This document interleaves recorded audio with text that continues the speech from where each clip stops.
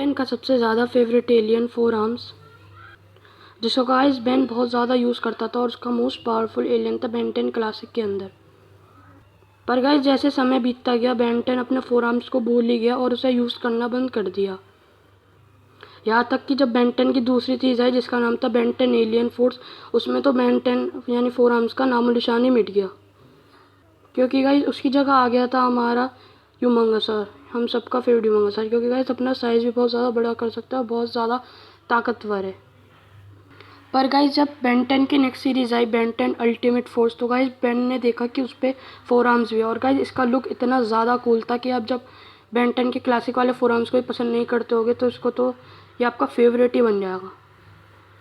पर guys Omniverse वाले के तो इतने गंदे ग्राफिक्स, इतने गंदे कपड़े लग रहे थे कि बस क्या ही बताऊँ। पर गाइस एक फैक्ट है कि कहते हैं कि फीमेल फोर आर्म्स यानी टेट्रामेंट्स मेल फोर आर्म से ज़्यादा ताकतवर होती है।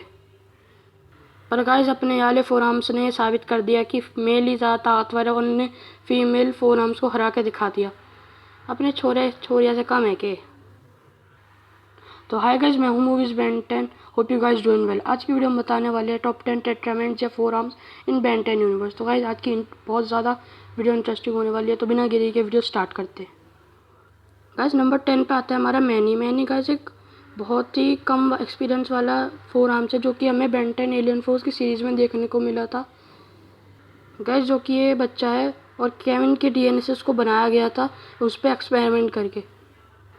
गाइस क्योंकि एक इंसान है इसलिए सबसे कमज़ोर टेट्रामेंट है, इसे मैंने इसे टॉप 10 पे रखा है।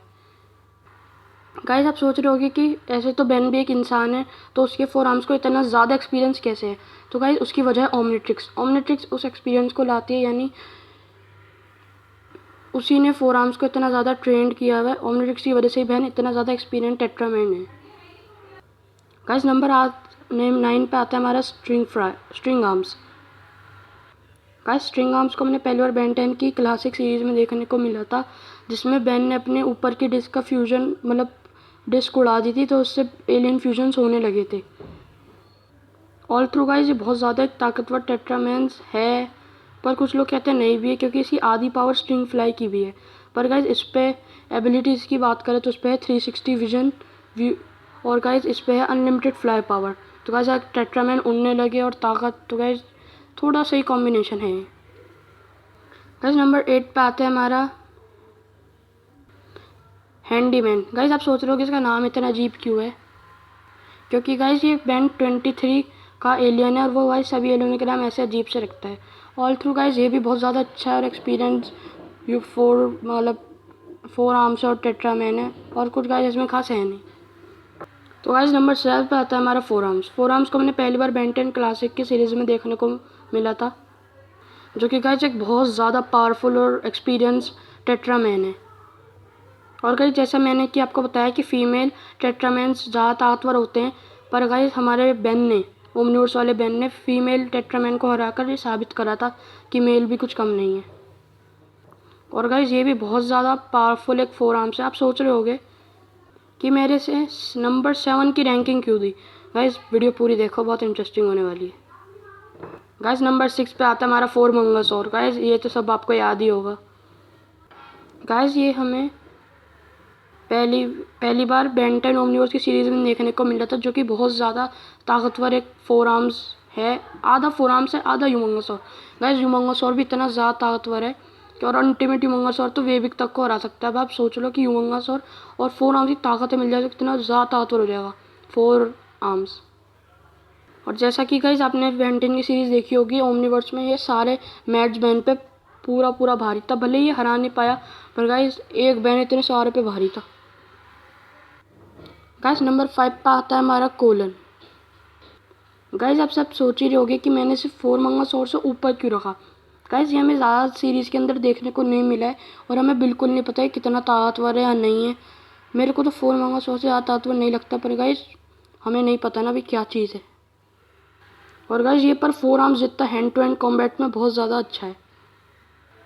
गाइस ये तो एक अपने विलन को मतलब अपने एनिमी को नल वर्ल्ड में फेंकने आया था, पर गाइस ये गलती से खुद ही चला गया था और ये नल वर्ल्ड में फंसा रह गया। और गाइस नल वर्ल्ड में जो व्यक्ति एलियंस हैं वो सब फंसे होंगे गाइस, वो सब बहुत ज़्यादा ताकतवर हैं एलियंस, बेन 10 के एलियंसों से।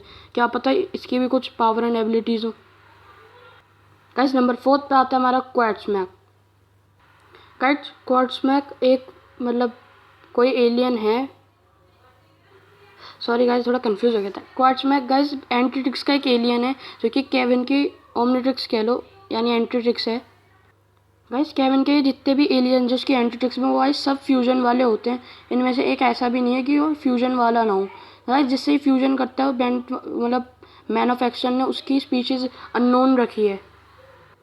जैसा कि गाइस आपने देखा ही होगा, केविन बहुत सारे एलियनों में बदलता रहता था, और गाइस वो पावर सारी एलियनों की नहीं कंट्रोल कर पाया था, तो उसको 11% पावर मिल गई थी सब एलियनों की, और गाइस वो बहुत ज़्यादा अच्छा बन गया था।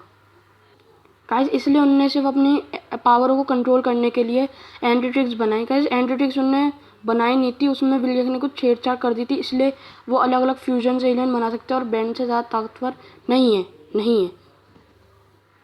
अगर गाइस केविन पे है अपना क्वाड्समैक, तो हम पे भी omni enhance four arm. Guys ये फोर आर्म्स का भी अपग्रेड वर्जन है, जो कि हमें बेन 10 रिबूट की सीरीज़ में देखने को मिला था। जो कि गाइस केविन के फोर आर्म्स को बहुत आसानी से हरा सकता है, क्योंकि गाइस ये लेज़र लाइक अटैक्स, और गाइस ये शॉक रॉक का डीएनए है, जो कि गाइस बेन 10 के ओमनिट्रिक्स से टूटने पे शॉक रॉक का डीएनए लीक हो गया था, तो उसे एक ओमनी इनहेंस्ड फॉर्म कहते हैं ओमनिट्रिक्स की, उस शॉक रॉक के डीएनए ने दे दी थी। गाइस नंबर 2 पे आता है हमारा ओमनिकिक्स फोरम। ओमनिकिक्स फोरम हमें पहली बार बेन 10 की रिबूट सीरीज में देखने को मिला था, जो कि गाइस ओमनी इनहेंस्ड फॉर्म से भी ज़्यादा ताकतवर है, क्योंकि गाइस इस पे एक मेटल से भी ज़्यादा ताकतवर आर्मर है, जो कि गाइस फ्लाइंग पंच और लेज़र लाइक अटैक्स भी कर सकता है। और गाइस जैसे कि मैंने बताया, इस पे एक आर्मर है, और गाइस इसका आर्मर इतना ज़्यादा ताकतवर है, इस पे इतनी सारी एबिलिटीज़ हैं, ये अपने पंचों को निकाल के उड़ा सकता है, गाइस लेज़र लाइक अटैक कर सकता है, तो गाइस और पीछे के जितने मैंने आपको टेट्रामेंस बताया उन सब पे बहुत ज़्यादा भारी हो गए। गाइस नंबर 1 पे आता है हमारा ओमनीनोट फोरम। ओमनीनोट फोरम हमें बेन 10 की एक फिल्म में देखने को मिला था, Ben 10 versus the universe. Guys ये ओमनी किक्स और ओमनी एनहेंस्ड फॉर्म का गाइस मिक्सचर ले लो, इस पे दोनों की पावर है, और गाइस ये स्पेस सर्वाइव भी कर सकता है। कोई भी टेट्रामेंट स्पेस सर्वाइव नहीं कर सकता, और गाइस स्पेस में आराम से मर जाएगा, पर गाइस अगर इसका मुकाबला स्पेस में सबसे करा जाए, और वैसे भी करा जाए, तो गाइस ये बहुत ज़्यादा ताकतवर है, क्योंकि इस पर भी फ्लाइंग टाइप है। गाइस मैं मानता हूँ स्ट्रिंग आर्म्स पे भी है फ्लाइंग टाइप, पर गाइस वो इतना नहीं उड़ सकता उसके भारी वजन के हिसाब से, क्योंकि गाइस फोराम एक बहुत ज़्यादा भारी एलियन है। पर गाइस इसका तो आर्मर इसके जितना भारी है, और ये जितना चाहे उतना उड़ सकता है, लेज़र अटैक कर सकता है, हैवी पंच मार सकता है, जितना फोराम्स नहीं मार पाएगा। ऑल थ्रू गाइस ओमनीनोट फोराम बहुत ज़्यादा ताकतवर है, क्योंकि गाइस इस पर एक पूँछ भी है, अजीब है, पूँछ भी है, और गाइस ये इतना ज़्यादा ताकतवर है कि हमारे पीछे के सारे टेट्रामेंस को डिफीट कर सकता है। भले ही गाइज अभी तक अल्टीमेट फोर आर्म्स नहीं बना है, अगर अल्टीमेट फोर आर्म्स होता तो गाइज वो नंबर 1 पर ही डिजर्व करता। जैसे कि एक फैन मेड फोटो है गाइज ये, अगर वो अल्टीमेट फोर आर्म्स होता तो गाइज सेम ऐसा ही लगता। और थ्रू गाइज ये थे हमारे टॉप 10 टेट्रामेंट्स in Ben 10 universe. I hope guys आज की वीडियो आपको ज़रूर पसंद आई होगी। गाइज प्लीज़ एक लाइक करना, सब्सक्राइब करना, शेयर करना। तब तक ले बाय बाय।